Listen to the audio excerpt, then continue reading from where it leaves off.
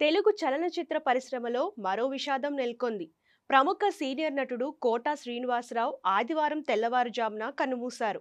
గత కొన్ని రోజులుగా తీవ్ర అస్వస్థతతో బాధపడుతున్న ఆయన ఫిలిం నగర్లోని తన స్వగృహంలోనే మరణించారు.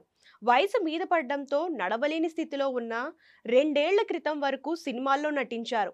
ఆయన చివరి సినిమా 2023లో రిలీజ్ అయిన సువర్ణ సుందరి. గత 4 దశాబ్దాల సినీ ప్రయాణంలో ఎన్నో విలక్షణ పాత్రలను పోషించారు కోట శ్రీనివాసరావు. 750కు పైగా చిత్రాల్లో నటించారు. కోట మృతితో చిత్ర పరిశ్రమలో విషాదం నెలకొంది. ఆయన మృతిపై సినీ పరిశ్రమలోని సినీ ప్రముఖులతో పాటు రాజకీయ నేతలు కూడా సంతాపం వ్యక్తం చేస్తున్నారు. కోట శ్రీనివాసరావు ఉమ్మడి కృష్ణా జిల్లా కంకిపాడులో 1942 జూలై 10న జన్మించారు. కోట శ్రీనివాసరావు తండ్రి సీతారామాంజనేయులు డాక్టర్. తండ్రిలా డాక్టర్ కావాలని చిన్నతనంలో అనుకున్న చదువుకునే రోజుల్లో నాటకాల్లో అడుగుపెట్టడంతో నటనపై ఆసక్తి పెరిగి డిగ్రీ తర్వాత స్టేట్ బ్యాంక్ ఆఫ్ ఇండియాలో ఉద్యోగం వచ్చిన నటననే వృత్తిగా చేసుకున్నారు. తెలుగు, తమిళం, హిందీ, కన్నడ, మలయాళం సినిమాల్లో నటించారు.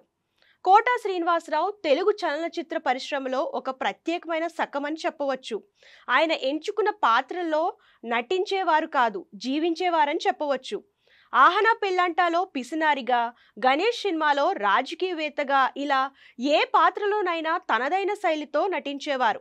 అవును, ఆయన నటనలో పండించిన హాస్యం, ప్రదర్శించిన విలనిజం ప్రేక్షకులను ఆకట్టుకున్నాయి. విలన్ పాత్రలోనే హాస్యాన్ని పండించడంలో కోట దిట్ట. కోట శ్రీనివాసరావు భార్య రుక్మిణి. ఈ దంపతులకు 2 కుమార్తెలు, 1 కుమారుడు సంతానం.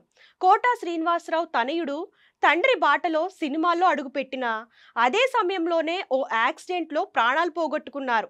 కోట కొడుకు కోట వెంకట ఆంజనేయ ప్రసాద్ అకాల మరణంతో ఆయన కుంగిపోయారు. కాగా కోట తమ్ముడు శంకర్రావు కూడా నటుడే. కోట శ్రీనివాస్ నటుడు మాత్రమే కాదు, రాజకీయాల్లో కూడా అడుగుపెట్టాడు. శ్రీనివాసరావు 1999 నుంచి 2004 వరకు విజయవాడ తూర్పు ఎమ్మెల్యేగా పనిచేశారు.